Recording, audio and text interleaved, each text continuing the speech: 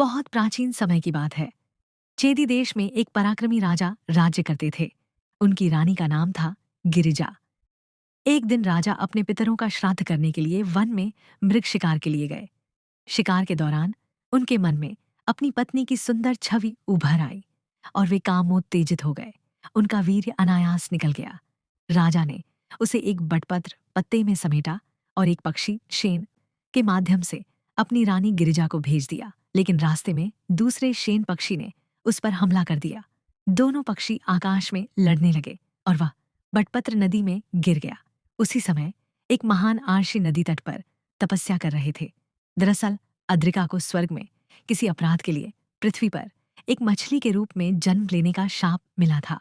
उसने जल में प्रवेश किया और अनजाने में तपस्यारत आर्षी के पैरों को छू लिया। आर्षी की तपस्या भंग हो गई। वो क्रोध से बोले, तू मेरी तपस्या में बाधा बनी है। अब अगले जन्म तक मछली बनी रहेगी। जब तक तू किसी मानव पुत्र और कन्या को जन्म नहीं देगी, तब तक तुझे मुक्ति नहीं मिलेगी। अब अद्रिका सचमुच एक मछली बन गई और वर्षों तक नदी में रही। कुछ समय बाद वहीं बटपत्र में बंधा वीर्य जो राजा ने भेजा था, अद्रिका ने मछली रूप में उसे भोजन समझकर निगल लिया। वो गर्भवती हो गई। राजा के वीर्य से अद्रिका गर्भवती हो गई। 10 महीने बाद एक मछुआरे ने नदी में जाल डाला और जाल में आई एक विचित्र मछली। उसे फाड़ने पर निकले एक सुंदर बालक और एक कन्या। अप्सरा अद्रिका को उसी क्षण मुक्ति मिल गई, क्योंकि राशि ने उसे शाप देते समय कहा था, जब तुम एक मानव पुत्र और पुत्री को जन्म दोगी, तभी तुम्हारा शाप समाप्त होगा। मछुआरे ने दोनों बच्चों को राजा के पास पहुंचाया।